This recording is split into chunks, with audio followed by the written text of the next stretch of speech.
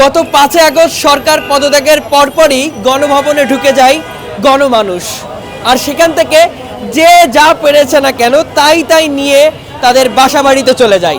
আর সেগুলো ফিরিয়ে নেওয়ার জন্য এক শ্রেণীর সহযোদ্ধা তারা মাঠে নেমেছে, যাতে গণভবনের যে সম্পদগুলো লুটপাট হয়েছে সেই সম্পদগুলো যাতে স্বইচ্ছায় এবং একজন সচেতন নাগরিক হয়ে যাতে এই বুথে দিয়ে যায়, সেই কারণে এখানে একটি বুথ তৈরি করা হয়েছে। আমরা এই মুহূর্তে অবস্থান করছি রাজধানীর মিরপুর 10-এ। যে যা পেরেছে না কেন সে তাই কিন্তু নিয়ে গিয়েছে, কিন্তু সেগুলো এখানে জমা নেওয়া হচ্ছে এবং সেই জমা নেওয়ার পরে একটা গোডাউনে রাখা হচ্ছে। সেই গোডাউন থেকেই সেনাবাহিনীর কাছে সেই মালামালগুলো হস্তান্তর করা হবে, এমনটাই কিন্তু তারা জানিয়েছে। এই যে গণভবন থেকে যে মালামালগুলো নেওয়া হয়েছে, এই মালামালগুলো নিয়ে আবার কি করবেন?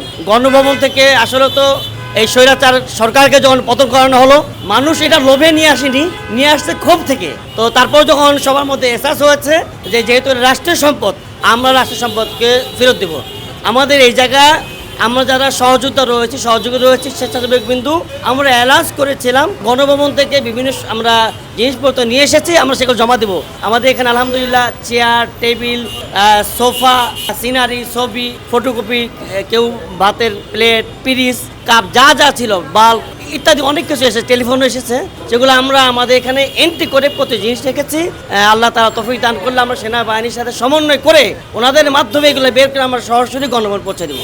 তাদের সেখানে হাইকোর্টের কোর্ট, তারপরে আপনার ফুলের টপ, চেয়ার, বই, বিভিন্ন ধরনের পত্র পত্রিকা যা নিচে সব এখানে দিয়ে যাচ্ছে। সেগুলো রাষ্ট্রীয় সম্পদ, অবশ্যই আমরা নিজ দায়িত্বে সেগুলো রাষ্ট্রীয় গণভবনে তাদের কাছে ফিরিয়ে দিব। এমন কিছু মালামাল আছে যেগুলো ব্যবহারের যোগ্য, আবার কিছু আছে নষ্ট হয়ে গেছে। এটা হচ্ছে আপনার রাগে ক্ষোভে এই তার অত্যাচারীর মানে জ্বালা যন্ত্রণায় এত পরিমাণ তাদের মেজাজে রাগ হয়েছে যে তার জিনিসপত্র নিয়ে আসছে। এটা আবার তারা যখন বুঝতে পারছে, তো আমরা এখানে জমা নিচ্ছি, তারা সবাই যার মতো জমা দিয়ে যাচ্ছে। তো অনেক কিছু আলহামদুলিল্লাহ ভালো আছে, ওগুলো ব্যবহারের যোগ্য, আবার অনেক কিছুই নষ্ট হয়ে গেছে।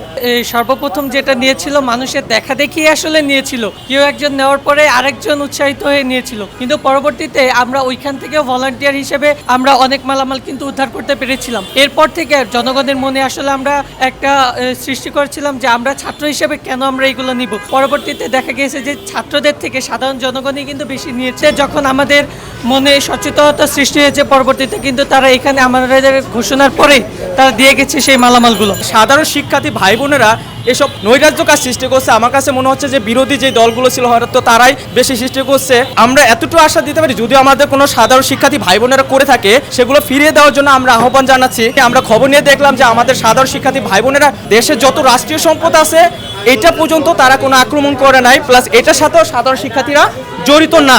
কারণ যদি জড়িত থাকতো তাহলে আমাদের ছাত্ররা এত তৎপর হতো না সেগুলো ফিরিয়ে দেওয়ার জন্য। সো যদিও আমাদের খুঁটিনাটি কোথাও হয়ে থাকে সেটা আমরা স্বেচ্ছায় ফিরিয়ে দিচ্ছি ভাই।